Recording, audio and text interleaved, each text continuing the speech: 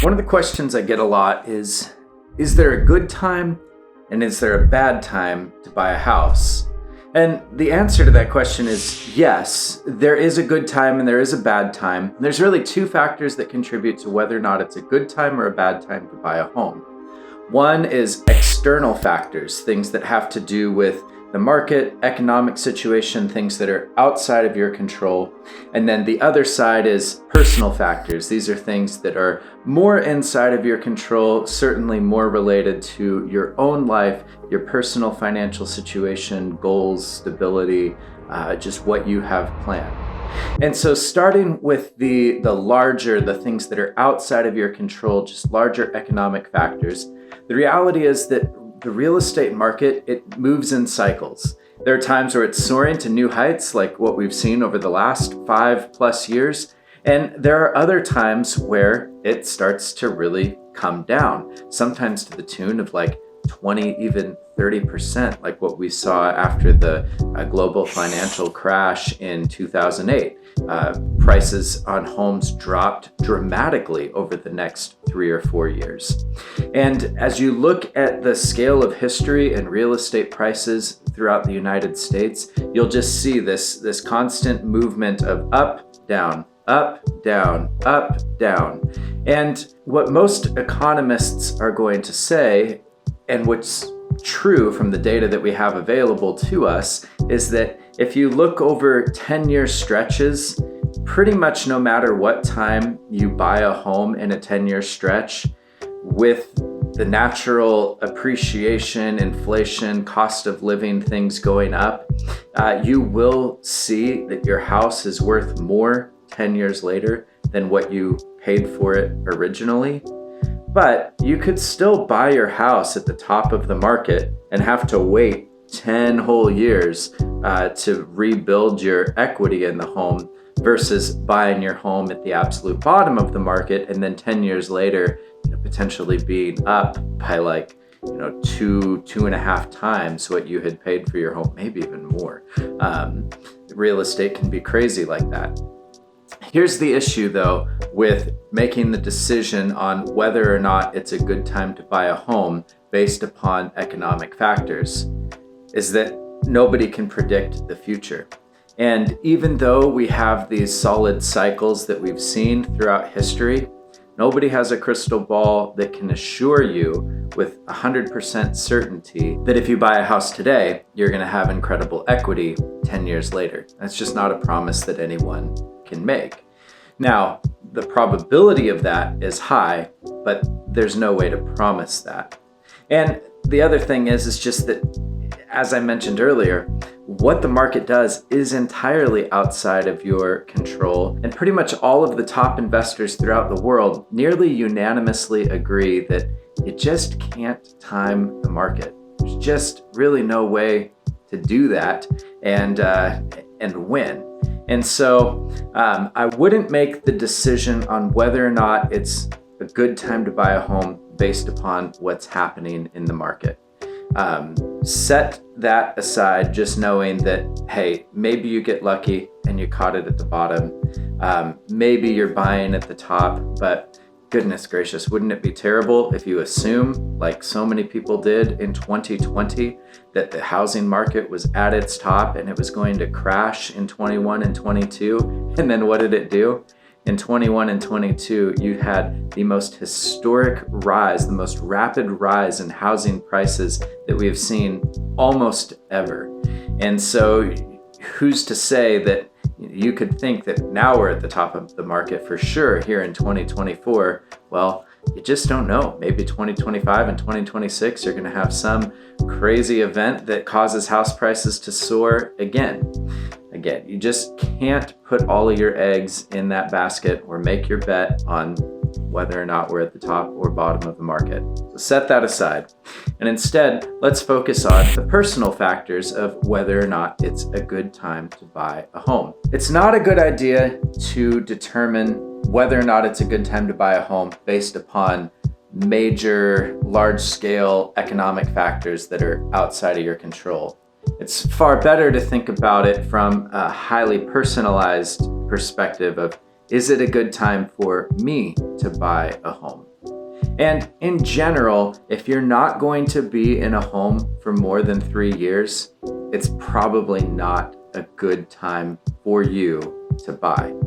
The reason is that even if you have the most amazing timing of the market, and that in those first 2 or 3 years that you own the home, house prices appreciate like crazy, there are so many costs associated with selling a home.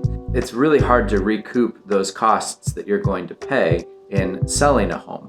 And that's kind of the best case scenario, is that you might come out a little bit ahead, having a bit of equity in the home in just 2 or 3 years' time.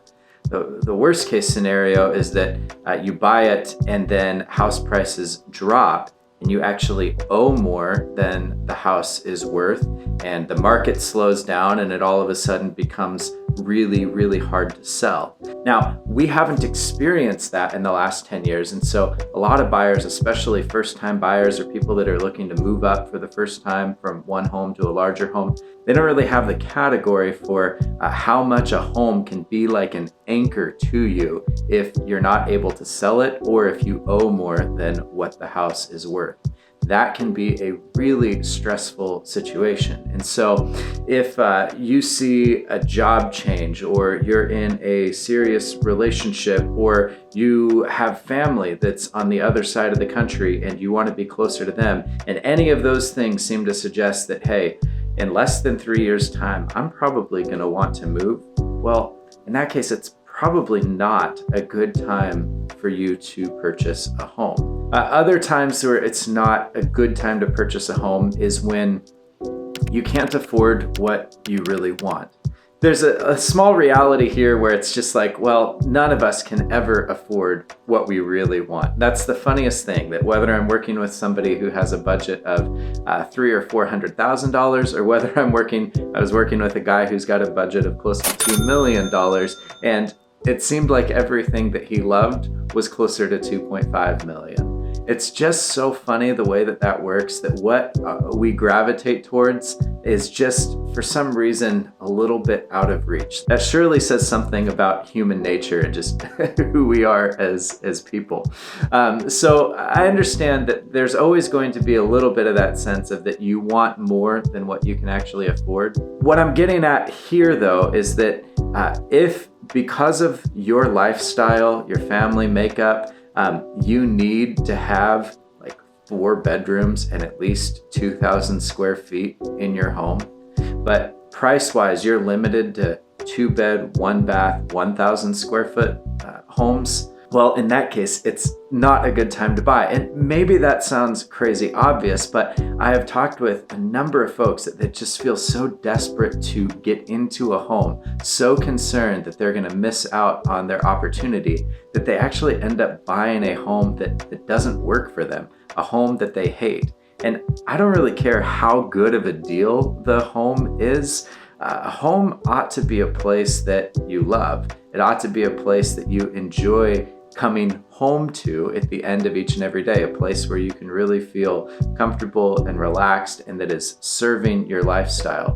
I've talked with so many people who bought the wrong home, their home doesn't work for them, and it's just a constant source of stress. So don't buy a home that's too small, or force yourself into something that's just within your budget, but the home doesn't actually work for you. The home doesn't actually meet your needs. Similarly, I've seen people that have absolutely stretched their budget to the very max just to get into a home that is the right size for them, but they actually really can't afford it from a month-to-month standpoint. What you proverbially hear is house poor. It means that the vast majority of their monthly income is going to their mortgage and housing costs, and it leaves very little left over for savings or for doing some of the more fun, leisurely things in life, entertainment and travel. It also makes it really stressful, so that if something goes wrong with your home, or if you've got some sort of medical emergency or even car issues, well, now those financial problems become a real stressor, because you already have so little margin because of how much you're investing into your house. So I would really encourage you to build in even more buffer than you think you might need before buying a home. You want to have a home that you can comfortably afford. So really that word comfort plays in on both sides. You don't want to force yourself into a home that is uncomfortable for you because it's the wrong size, the wrong layout, the wrong location. But you also don't want to force yourself into a home where you have an uncomfortably high payment that prevents you from being able to do anything outside of your home. So those are the personal financial aspects that I'd say you should really pay attention to when considering the question, is now a good time to buy a home or not? So in review, you've got your big macro economic issues that are outside of your control. It's really impossible to time the market. I wouldn't put too much stock into those things in the decision of whether or not you should buy a home. Instead, you should look at your own life. What are your plans? What are your goals? If you think that you're going to be moving or anticipating some sort of major life change in 3 years or less, I would caution you against buying a home right now. Similarly, if you just can't afford to get into a home that you're going to be comfortable in or a home that you can comfortably afford, well, then I'd encourage you to save up a bit longer. And I know that that feels scary because a lot of buyers feel like, goodness, with the way that prices are going up, if I don't buy something now, I'm going to miss out on it forever. And I get that. And a lot of realtors kind of use that fear tactic. I want to avoid that. And I want to be candid and honest with you to just say that, hey, buying the wrong home is never the right move. Buying something that you can't afford is never going to serve you in the long run. And so even if that means that you need to wait by renting for a few more years, saving up, waiting for interest rates to come down, waiting for the market cycle to turn and for prices to cool a bit, that's totally okay. Totally okay to make that call. Now, it's probably fairly obvious at this point that, hey, if you're planning to stay in the city, the town that you're in for 3 or more years, you know the areas that you like, then that's a good sign that, yeah, it's a good time to buy a home. And certainly, if you can comfortably afford a home that you really like and that serves your lifestyle well, then absolutely you should buy it. I do always recommend, when possible, purchasing a home rather than renting. And that's just because when you look at wealth generation in America, the majority of Americans build their wealth, significant portion at least of their wealth, through home ownership. Now, if you're trading out your home every couple of years, you don't have enough time to actually build significant sustainable equity. But if you're in a home for 10 plus years, you really start to see the returns because, one, in your monthly mortgage payments, you're paying much less in interest in the second half of your amortization schedule, which means that more and more of your monthly payment is paying down the principal, which means you're building equity faster and faster the longer that you stay in the home. It also means that you've got more opportunities to ride those natural market cycles and have those lift you up. And then 3, you're able to really make some improvements to the home that you're in that both make it more functional for your lifestyle and add equity, add value for the next owner of your home whenever it comes time to sell. Hopefully those are helpful categories to create when it comes to the question of whether or not it's the right time for you to buy a home. Of course, this is all at a very high level, me talking to you through a screen.